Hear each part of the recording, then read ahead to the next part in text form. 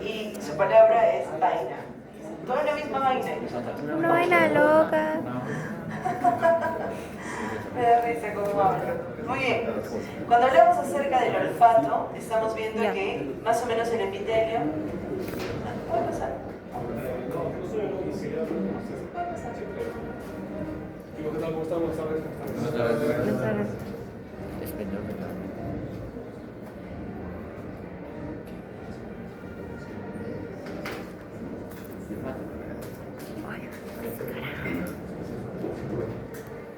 Una vaina loca que me lleva a la memoria.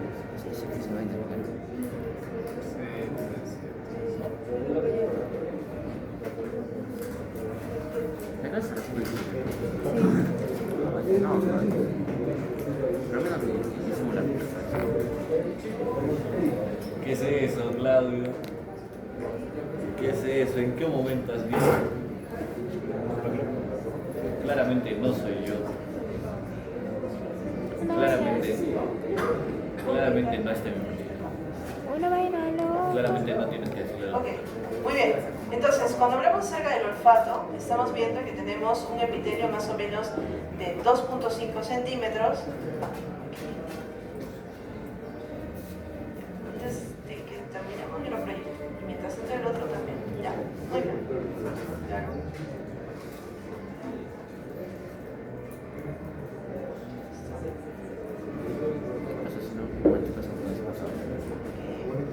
No, lo que le cuento ahorita.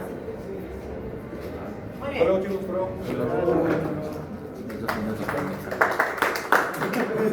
¿Qué pasa? Muy Muy bien, las células sensoriales se llaman también células olfatorias, más o menos tenemos 10 millones y recuerden, se recambian cada 30-60 días. Son neuronas bipolares que tienen una prolongación dendrítica que más o menos tiene 5 a 20 cilios, termina en el epitelio nasal que está recubierto de moco y recuerden que los axones que transmiten esta información son amielínicos. Y hay algo que se llama la fila olfatoria, que forma luego, Me olvidé mi cual. que se llama val craneal número 1. Recuerden que este nervio olfatorio, no se preocupen, penetra la lámina cribosa del etmoides y hace sinapsis. La zona donde hace sinapsis se llama bulbo olfatorio. Y aquí tenemos las células vitrales y las células de penacho. Ahora, hay fibras secundarias que van a formar la cintilla olfatoria y desde aquí nosotros vamos a, recuerden que también se llama tracto olfatorio, está en la base del cerebro y tiene dos fascículos, el medial y el lateral, que van a enviar información. Hacen sinapsis, por ejemplo, con el núcleo olfatorio anterior y con el tubérculo olfatorio para la integración. A ver, recordemos los receptores. Los receptores son muy sensibles. El aire penetra por las fosas nasales y se genera turbulencia. Esta turbulencia hace que las partículas volátiles se disuelvan en el moco, este moco se extienda sobre los cilios y nosotros finalmente podamos tener la despolarización. ¿Ok? Esto es importante para ustedes con respecto al estímulo. Entonces, nosotros olemos directamente estas moléculas volátiles.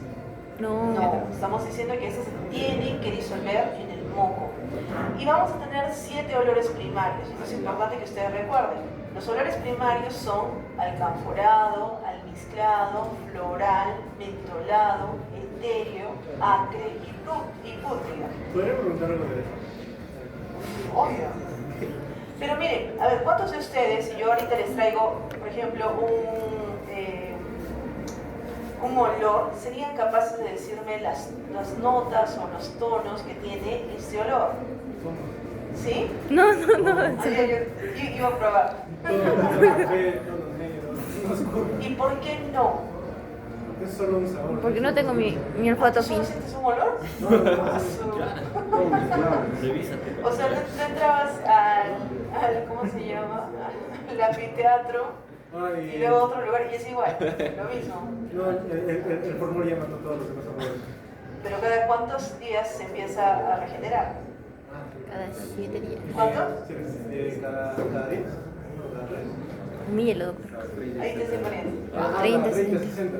Cada 30, 60 días. O sea, ¿qué pasaba si es que efectivamente tenían una lesión con formol y efectivamente dañaban algunas fibras? ¿Qué sucedía 30, 60 días? Nuevamente se regeneraba. O sea, ahorita, los que no estén haciendo anato, ¿qué vamos deberían de estar? Normales. Dios mediante, ¿no? ¿Qué pasa si es que están alterados? Pero si la lesión es constante, más tarde cada 15, cada 20. Ya, terminas anato y ¿qué sucede? ¿Quiénes podrían decir que tienen una lesión permanente? El doctor Percy. Ya, docentes, ¿qué más? El doctor. Técnicos que están trabajando en esa área, ¿qué más? ¿Quiénes más? Quizás personal de limpieza, muy bien, ¿qué más? Estudiante. Ya, permanente no lo sé. Los que trabajan con formol, ¿quiénes son los que trabajan con formol? Embalsama. Ya, por ejemplo, en la morgue, por ejemplo, en anatomía patológica, se trabaja con formol. Los Entonces, médicos legales. también los médicos legales, muy bien. Pero miren, el hecho de que ustedes no conozcan estos 7 olores primarios es como si es que ustedes no pudieran reconocer dulce de salado, agrio de repente umami. Ustedes, esta parte también es algo que tienen que aprender, tienen que empezar a oler, porque por lo menos los olores básicos deberían de poder identificarlos. ¿Listo? ¿Qué pasa si es que ustedes no desarrollan esto? Bueno, están un poco primitivos, eso sí es verdad, pero ¿qué más? Ay, se revisó. Ya, muy bien, ¿qué más? Lo mismo que nosotros decíamos cuando hacíamos el busto. ¿Por qué las cosas agrias, por ejemplo, las cosas que son venenosas son agrias? Son mecanismos de defensa. Las cosas pútridas también suelen tener sustancias tóxicas para nosotros. Y algunos de estos olores justamente nos permitirían a nosotros identificar. ¿Listo? Ahora, ¿cómo funcionan estos receptores? Estos receptores funcionan mediante proteínas G. Y estas proteínas G aumentan los niveles de AMP cíclico. Y por tanto, nosotros vamos a tener despolarización. Entonces, miren aquí. Por ejemplo, acá yo tengo una célula. Esta célula está rodeada de células de sostén. Tenemos los cilios y el moco. Nosotros decíamos que aquí presentábamos estos receptores, que son receptores transmembrana, que son receptores del odorante. Cualquiera de los 7 que hemos dicho que son primarios. Una vez que se une el receptor, lo que va a hacer es que la proteína G va a soltar la subunidad alfa, que se va a poder unir a una adenilato ciclasa, y esto va a hacer que el ATP se vuelva en AMP cíclico, y el AMP cíclico, ¿qué decía? Activaba canales. Por ejemplo, en este caso, el canal de sodio, que nos va a permitir aumentar el sodio. Y si es que se aumenta el sodio, ¿qué va a suceder? Despolarización de la y por membrana. tanto, inicia el potencial de acción y tenemos nosotros la sensación. ¿Cuál es la vía que va a seguir?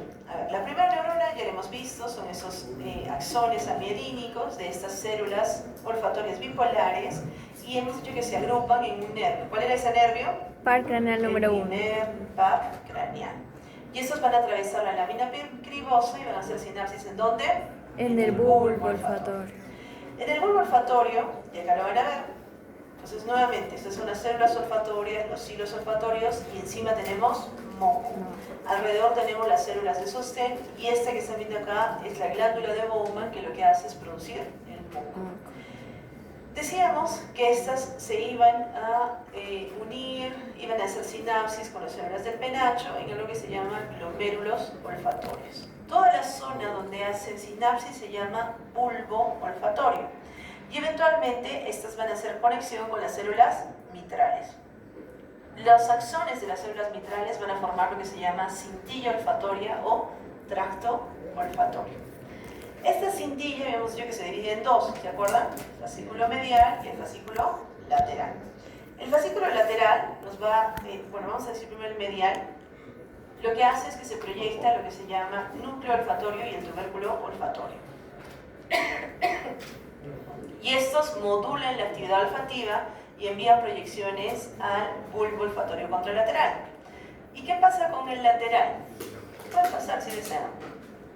El bulbo olfatorio lateral lo que hace es llevar información a la corteza piriforme para el procesamiento de los olores, procesamiento consciente de los olores, a la corteza entorrinal, que se encarga de la memoria olfativa, y es esta la que conecta directamente con el hipocampo, haciendo que nosotros podamos, por ejemplo, reconocer olores y evocar recuerdos. La amígdala es la que nos va a permitir asociar los olores con respuestas emocionales. Imaginemos, olemos un pan recién hecho. Este olor es transmitido por el primer par craneal, luego bulbo olfatorio, luego tenemos cintilla olfatoria y llegamos a la parte lateral. ¿Listo? En la parte lateral, digamos que está llegando a la corteza entorrinal. Aquí nosotros reconocemos ese olor y lo asociamos. Yo me acuerdo que este es el olor de mi abuelita que horneaba pan. ¿Listo? Y si es que hace conexión con la amígdala, yo voy a decir, y mi abuelita era la persona que más me quería en el mundo. Por ejemplo, mi abuelita falleció antes de que yo naciera, por si acaso. Es un ejemplo. Entonces, cuando nosotros asociamos un olor a un recuerdo, estamos hablando acerca de la vía entorrinal.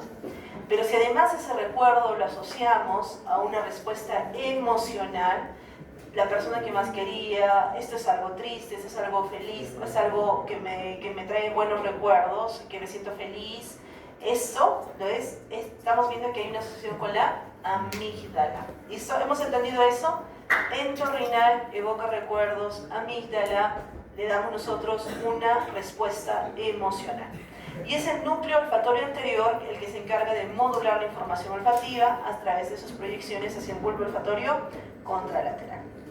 Y eventualmente, miren, hizo todo eso sin pasar por nuestro centro principal. ¿Quién era nuestro centro principal? El tálamo. El tálamo. Entonces estamos viendo que, miren, hacen conexiones, inclusive nosotros evocamos emociones sin llegar al tálamo. Porque cuando llega al tálamo, nosotros vemos que algunas de esas proyecciones van a encargarse de lo que se llama discriminación del olor y la integración con otras modalidades sensoriales. Por ejemplo, como, o sea, la parte gustativa más el olor me hace recordar, sí, efectivamente huele como no sé, el pan que normalmente horneaba mi abuela, pero sabe como otra cosa. ¿Listo? Imagínense, no, esto es como de chocolate, no es el pan que horneaba mi abuela. Entonces, esa conexión se está haciendo a través del procesamiento talámico y porque nosotros estamos teniendo una conexión con la corteza orbitofrontal y una integración con otras áreas como las áreas de la corteza del gusto. ¿Listo?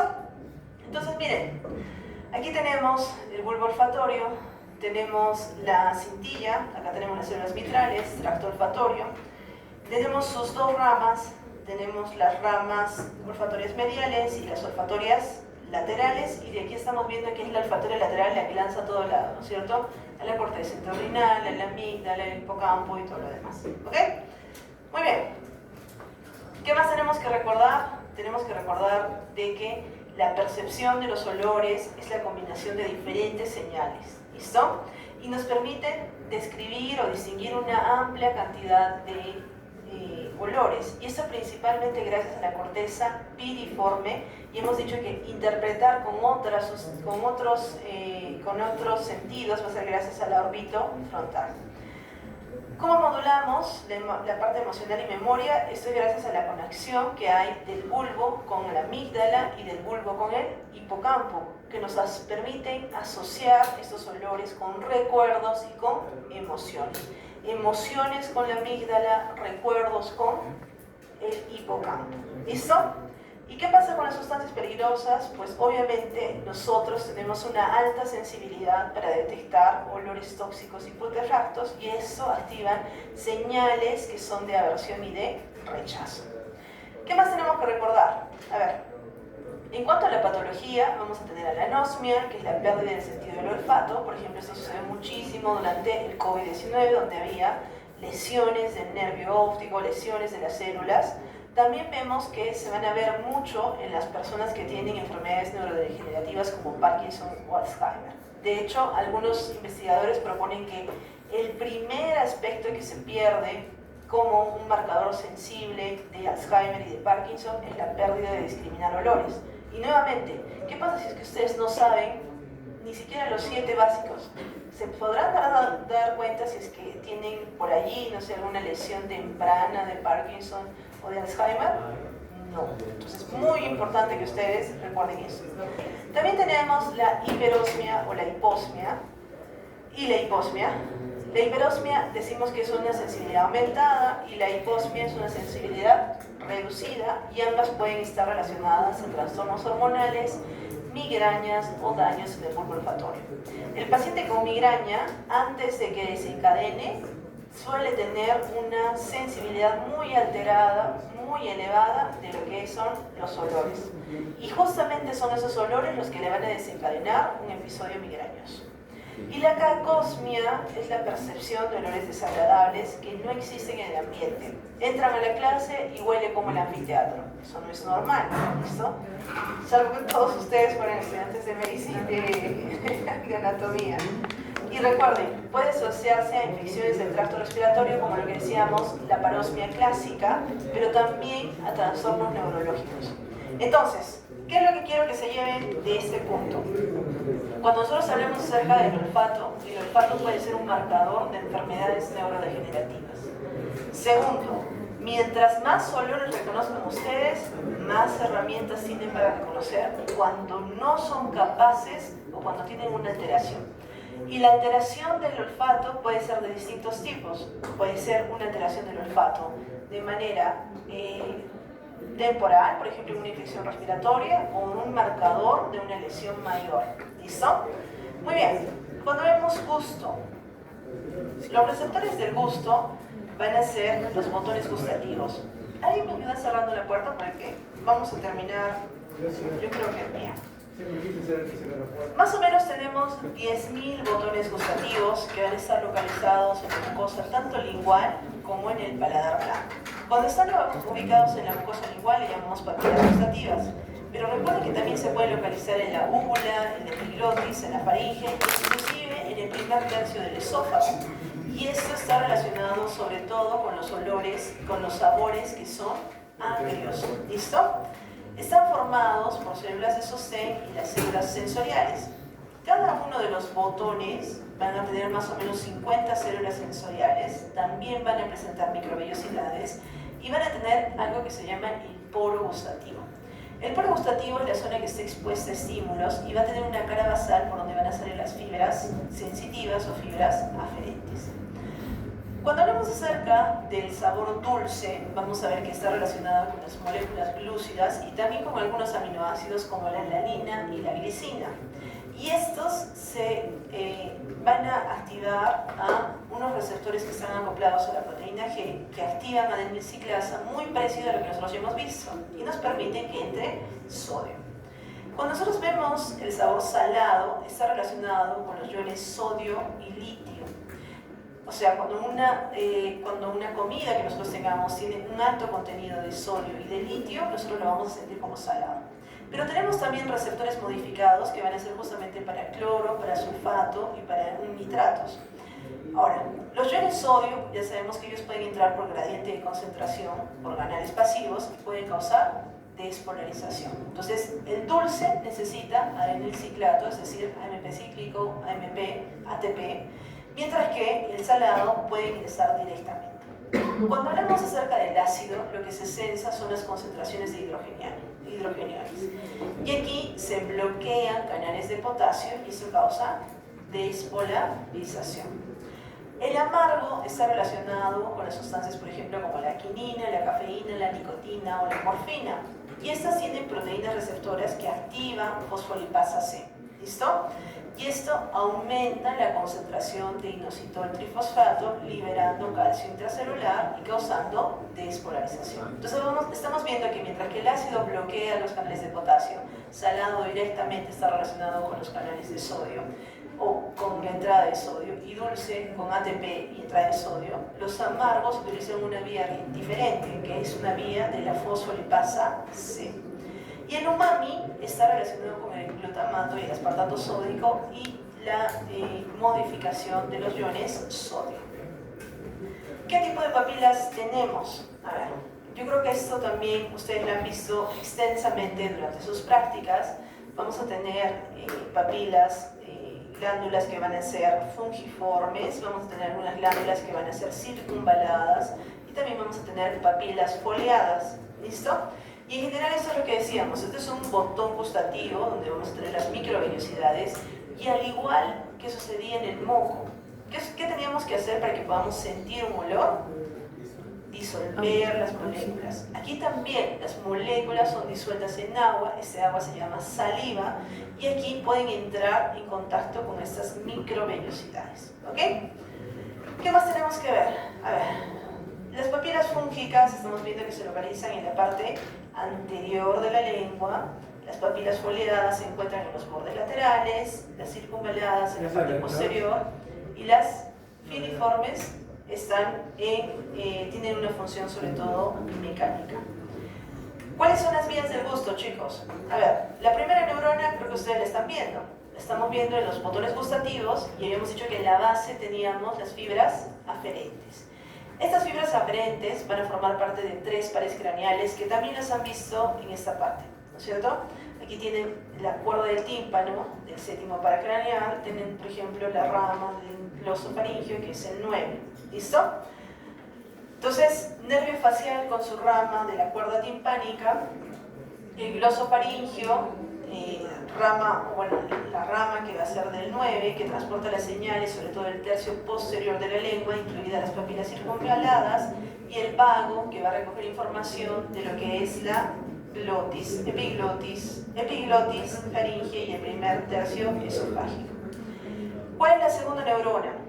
La segunda neurona van a ser las fibras que van a converger hacia el núcleo del tracto solitario en el bulbo raquídeo. Entonces estamos viendo que desde aquí van a ir hasta el bulbo raquídeo y nosotros luego vamos a llevar esa información hacia nuestro centro principal. ¿Cuál es nuestro centro principal? Tálamo. En tálamo nosotros vamos a llegar a la proyección del núcleo ventro-póstero-medial. No es el ventro-póstero-lateral que nosotros habíamos visto en otras vías, es el póstero-medial. Y aquí nosotros vamos a ver que reciben la información gustativa y la proyectan hacia la corteza. ¿Qué pasa en la corteza? Nosotros vemos que en la corteza se encarga de la percepción consciente de los sabores. Entonces, si hablamos acerca de epiglotis, faringe, inclusive el tercio superior del esófago, estamos hablando del nervio vago, el nervio 10. Si estamos hablando acerca de la porción, sobre todo posterior, estamos hablando acerca del glosofaringio y de la porción anterior, de la cuerda del tímpano, a través del 7º y del 9º. Todos ellos se integraban ¿dónde? En su segunda neurona, en el bulbo, donde teníamos los núcleos del tracto solitario y la zona gustativa, y estas llegaban al tálamo. ¿A qué parte del tálamo? Al núcleo ventral póstero medial. Y del póstero medial decíamos que podían hacer sinapsis en lo que se llama la corteza gustativa, que está en la ínsula anterior del opérculo frontal. ¿Listo? A ver, ¿qué más teníamos que recordar aquí? Simple, que la concentración del estímulo dependía, recuerden, las sustancias tóxicas, sobre todo las que son amargas, necesitamos una concentración tan bajita como 4 miligramos por litro para poder identificarlas. Mientras que las saladas, por ejemplo, necesitamos 1 gramo por litro para poder tener el mismo tipo de señal de despolarización. Lo segundo, respecto a la percepción gustativa, vemos que se integra la información de distintas papilas y esto permite que nosotros tengamos una amplia variedad de reconocimiento de sabores y eso es en lo que se basa la comida peruana, ¿no es cierto? Nosotros no solo ponemos un ingrediente, sino que ponemos varios ingredientes que tienen diferentes sabores para que se puedan integrar y en conjunto nos den una experiencia de sabor. ¿Listo? Y la relación con el sistema olfativo, ya lo habíamos mencionado, nosotros tenemos con la corteza orbitofrontal la que va a integrar la información tanto olfativa como gustativa. Finalmente, al igual que lo que hemos visto en olfato, las conexiones gustativas se puede o pueden llegar al sistema límbico, y esto explica la asociación de los sabores con las emociones. Por ejemplo, acá nos dice, un sabor amargo nos podría dar aversión, pero un sabor dulce les podría recordar a una persona, por ejemplo. ¿Listo? Muy bien. ¿Cuáles son las patologías? Ageusia, cuando nosotros tenemos una pérdida completa del sentido del gusto causado por lesiones. ¿Y ustedes creen que es fácil lesionar el 7, el 9 y el 10? No. Es mucho más sencillo, por ejemplo, lesionar, bueno, no sé qué tan sencillo sea, pero una vía más común sería la lesión del núcleo del tracto solitario. También podemos tener hipogeusia o hipergeusia, ya saben, aumento o disminución de la capacidad gustativa, y estas generalmente se deben a infecciones. Por ejemplo, durante una enfermedad respiratoria ustedes pueden perder un poco de la función gustativa, pero sobre todo pierden esa integración con las células que se están dañando a nivel olfatorio. ¿Y qué más? La disgeusia, ya hemos dicho que es una distorsión del sentido del gusto, sobre todo en infecciones virales, en quimio o en algunos trastornos neurológicos. Brevemente, respecto a la visión, aunque la visión la hicieron súper bien sus compañeros, quizás solamente me voy a fijar ahorita en lo que es las vías.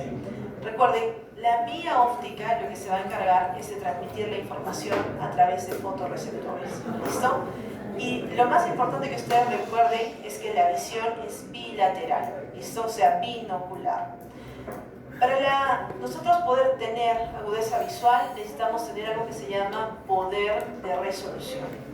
Y el mínimo ángulo para que puedan ver dos puntos va a determinarse por la retina. ¿Listo?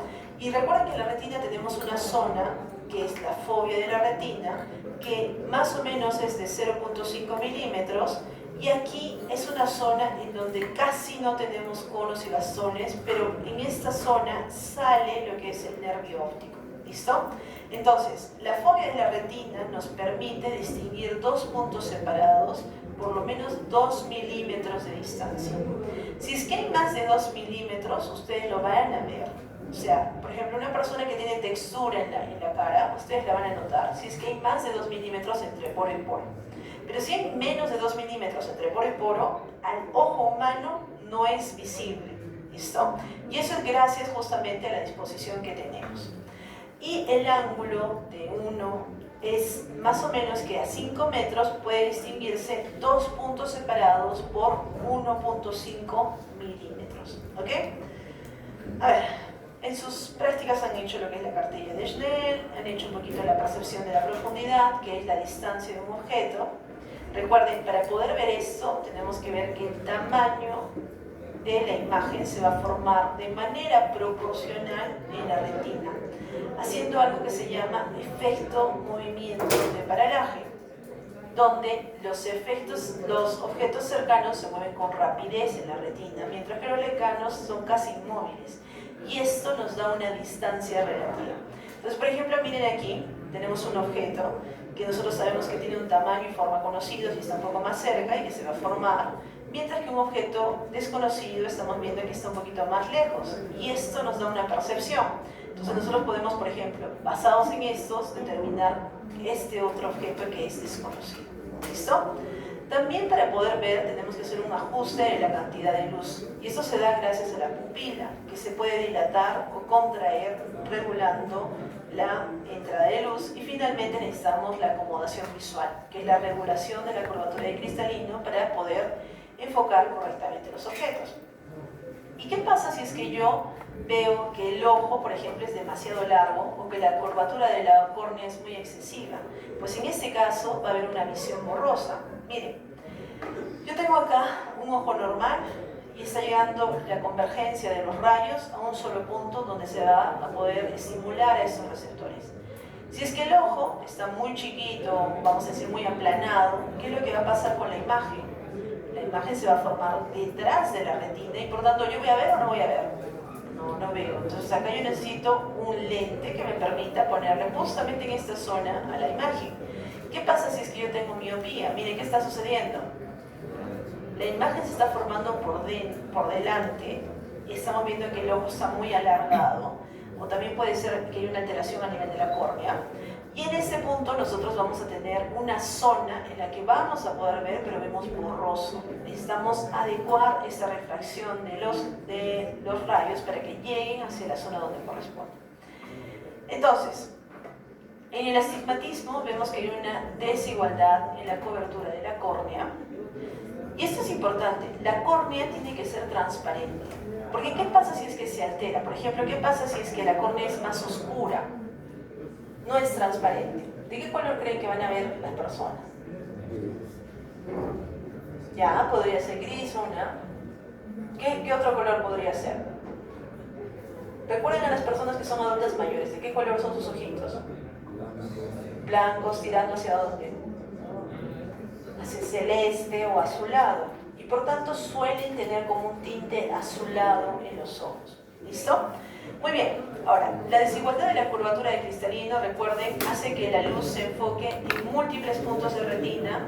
Y si es que nosotros no tenemos la convergencia, es decir, que se está enfocando en distintos puntos de la retina, ¿qué va a suceder con la visión? La visión es borrosa. ¿Listo? Entonces, por eso necesitamos aquí que haya una convergencia. Y en la presbicia, como les dije, que hay una disminución en la capacidad de acomodación y además de enfocar. Miren chicos, yo les recomiendo que le den una leidita a este cuadro. Vamos a seguir con esta parte cuando hagamos la tercera fase, pero para su examen traten ustedes de revisar este cuadro, ¿ok? Muy bien chicos, suerte en su examen.